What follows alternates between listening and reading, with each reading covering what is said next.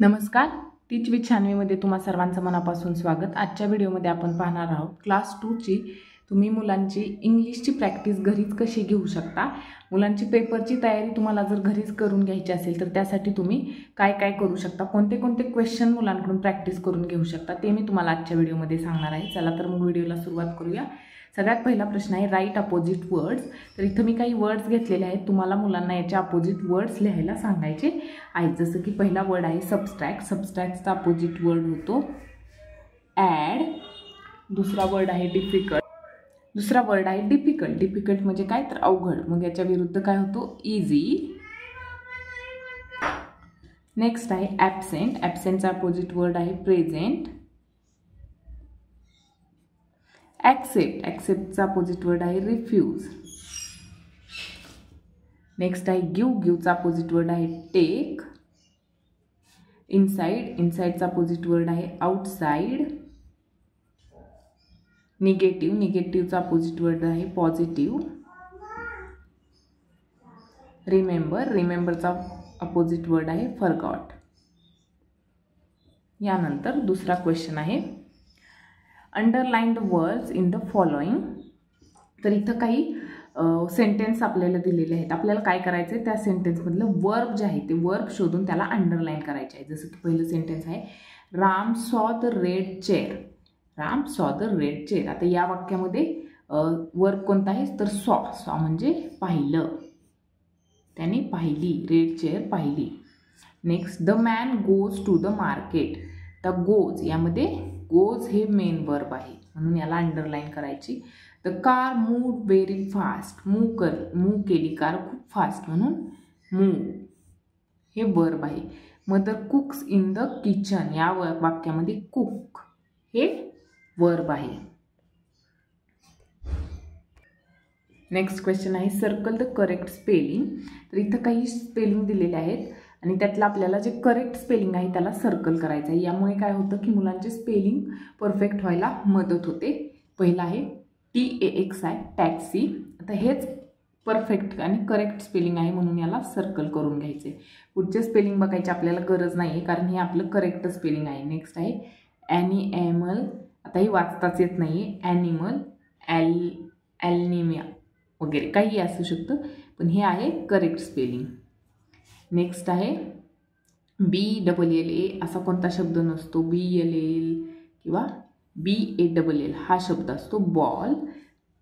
Next AMIL किंवा IMAL असे कोणते शब्द नाही आहेत तर हा आहे करेक्ट वर्ड.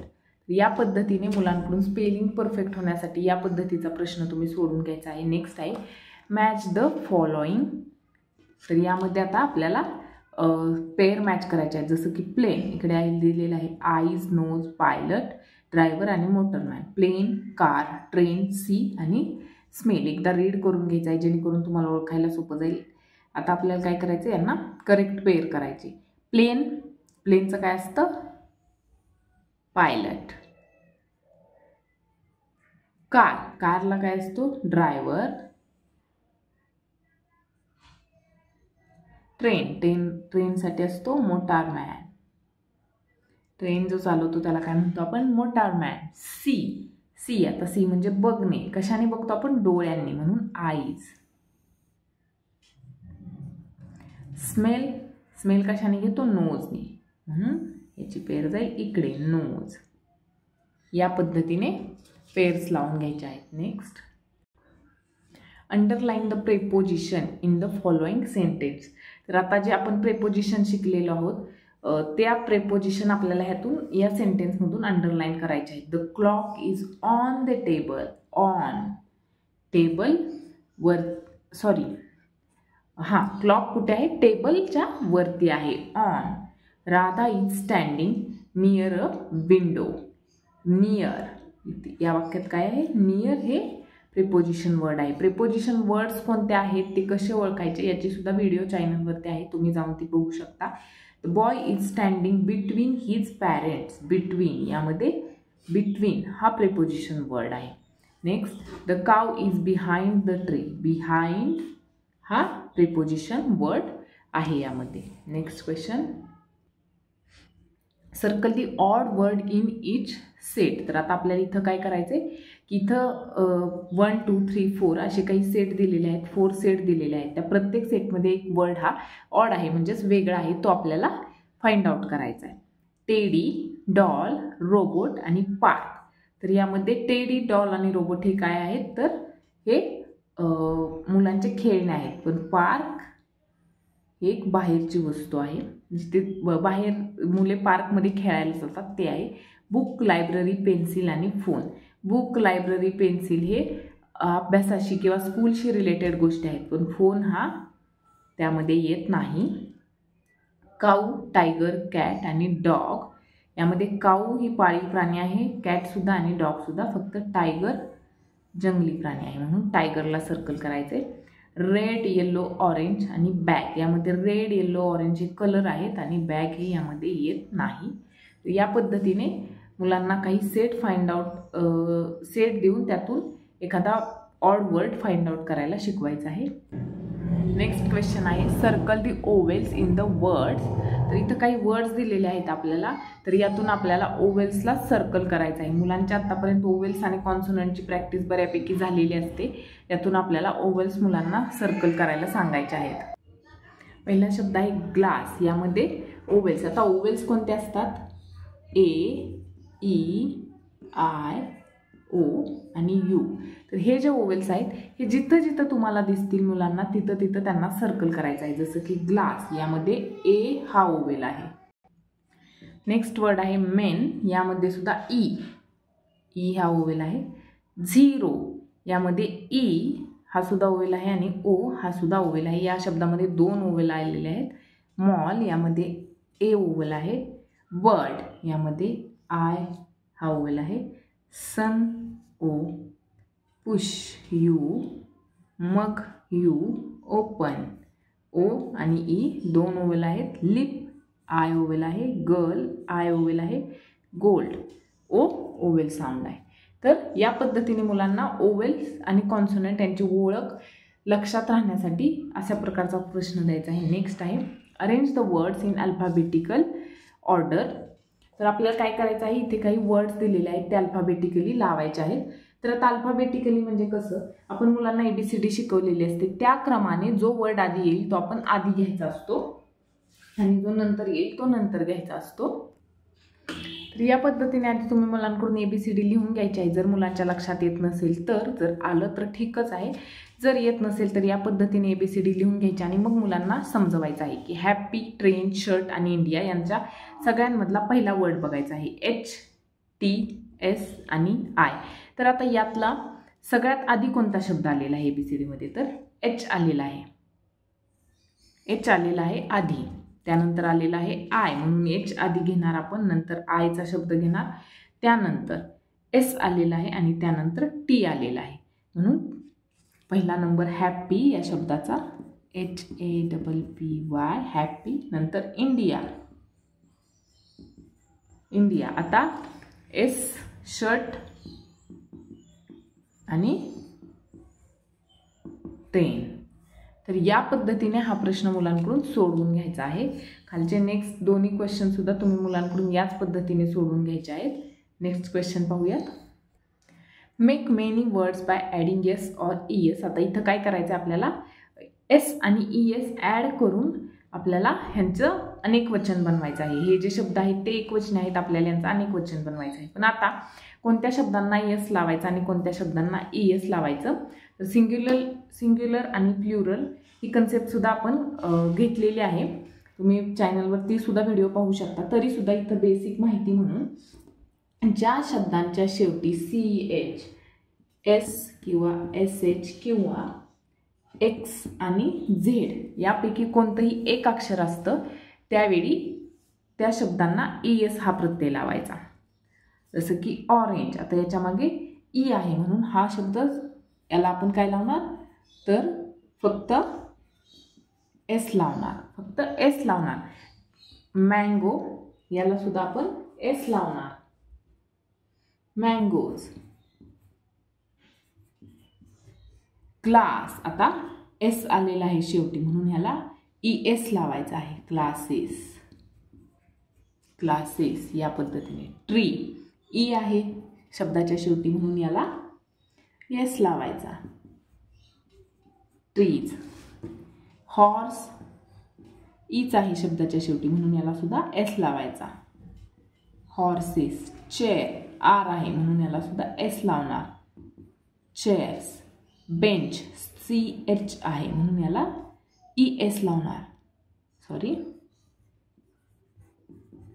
बेंचेस ES लावलेला आहे, इथं एस लावलेला आहे, हे लक्षात ठेवायचं आहे. नंतर रॅडिश इथं सुद्धा SH आहे शेवटी म्हणून याला सुद्धा ES प्रत्यय लावणार. RADISHES. या पद्धतीने हा क्वेश्चन मुलांकडून सोडवून घ्यायचा आहे. Next, underline the special names. आता मुलांना आपण स्पेशल नेम्स नाउनमध्ये शिकवलेलं आहे. Special names, common names. तर त्यामध्ये आता इथं काही सेंटेन्स दिलेले आहेत तर त्यातल्या फक्त स्पेशल नेम्सला अंडरलाईन करायचे आहे. Radha and Geeta are friends. यामध्ये राधा हे सुद्धा स्पेशल नेम आहे, गीता हे सुद्धा स्पेशल नेम आहे. It is in Maharashtra. Maharashtra हे स्पेशल नेम आहे, याच्या खाली अंडरलाईन करायची. ते live in a village called Rampur. Rampur हे स्पेशल नेम आहे. Every Sunday they go for a walk. Every Sunday, Sunday हे स्पेशल नेम आहे. तर या पद्धतीने मुलांकडून स्पेशल नेमची प्रॅक्टिस करून घ्यायची आहे. नेक्स्ट, इथं काही प्रोनाउन्स दिलेले आहेत. प्रोनाउन्स सुद्धा आपण मुलांना शिकवलेले असतात सेकंड क्लासच्या. तर त्यांना प्रत्येक शब्दापुढे योग्य प्रोनाउन लिहायचं आहे. जसं की राज, राज समोर काय येईल? He. Radha, she. Women, she. Cat, it. Me and my friend, we. Classify the words started with vowels and consonants. तर इथं काही वर्ड्स दिलेले आहेत तर त्या वर्ड्सला आपण वोवेल आणि कॉन्सोनंटमध्ये मांडायचं आहे की जे ओवेल्स आहेत ते ओवेल्सच्या बॉक्समध्ये, जे कॉन्सोनंट आहेत ते कॉन्सोनंटच्या बॉक्समध्ये. तर आता ओवेल्स आणि कॉन्सोनंट्स कसे ओळखायचे? ओवेल्स कोणते असतात? AEIOU. तर या शब्दांपासून जे शब्द चालू झालेले आहेत ते ओवेल्समध्ये येणार आणि इतर राहिलेले कॉन्सोनंटमध्ये येणार. डक हा येणार कॉन्सोनंटमध्ये. एलिफंट ई पासून चालू झालेला आहे म्हणून ओवेल. बॅट कॉन्सोनंटमध्ये येणार. Peg consonant. Rat consonant. Old O पासून चालू झालेला आहे म्हणून vowels. Eyes vowels. Girl, apple आणि युनिट. तर या पद्धतीने हा सुद्धा क्वेश्चन मुलांकडून सोडून घ्यायचा आहे. Next, write C for countable and U for uncountable noun. तर इथं काही नाउन्स दिलेले आहेत आपल्याला. तर यातले जे काउंटेबल म्हणजे काउंट होऊ शकतात त्यांच्या पुढे C लिहायचं आहे आणि जे अनकाउंट म्हणजे काउंट होऊ शकत नाही त्यांच्या पुढे U लिहायचं आहे. तर पहिलं आहे सॉल्ट. सॉल्ट हे कसं आहे? अनकाउंटेबल नाउन आहे, काउंट होत नाही सॉल्ट. कॉइन्स, कॉइन्स ह्या काउंटेबल आहेत. मिल्क, मिल्क पुन्हा अनकाउंटेबल आहे. हेअर, हेअर सुद्धा काउंट करू शकत नाही आपण म्हणून अनकाउंटेबल. फ्रेंड, फ्रेंड काउंट करू शकतो म्हणून काउंटेबल. वॉल, वॉल काउंट करू शकतो. बॉल, बॉल सुद्धा काउंट करू शकतो म्हणून C. आणि रेन, रेन अनकाउंटेबल कारण रेन आपण काउंट करू शकत नाही. तर या पद्धतीने हा प्रश्न मुलांकडून सोडून घ्यायचा आहे. Next, write S for singular and P for plural in following sentence. तर इथं काही सेंटेन्स दिलेले आहेत तर यातले जे सिंग्युलर सेंटेन्स आहेत त्यांच्यासाठी S लिहायचं आहे आणि जे प्लुरल आहेत त्यांच्यासाठी P लिहायचं आहे. तर वी आर चिल्ड्रन्स, चिल्ड्रन. तर वी यावरूनच आपल्या लक्षात येते की हा कसा सेंटेन्स आहे? प्लुरल. प्लुरल म्हणजे काय? अनेक वचनी आणि वी म्हणजे काय? आम्ही. Next, you are dancers. You are dancers. आता इथे पहा तुम्ही, यू हे तू साठी सुद्धा वापरलं जातं आणि तुम्हीसाठी सुद्धा वापरलं जातं. मग यावेळी तुम्ही कसं ओळखायचं? तर डान्सर्स इथं S लागलेला आहे म्हणजे हे अनेक वचने आहे म्हणून इथं सुद्धा प्लुरल. डान्सर असतं फक्त तर आपण S लिहिला असता सिंग्युलर, पण इथं डान्सर्स आहे म्हणून plural. I want a bag. I हे कसं आहे singular. We are going to school. We कसं आहे, कसं सेंटेन्स आहे हे प्लुरल. तर या पद्धतीने हा क्वेश्चनसुद्धा तुम्ही मुलांकडून सोडून घ्यायचा आहे. तर हा होता आजचा व्हिडिओ. तुम्हाला जर हा व्हिडिओ आवडला असेल, काही यूजफुल ठरला असेल तर व्हिडिओला लाईक करा आणि चॅनलला सबस्क्राईब नक्की करा. धन्यवाद.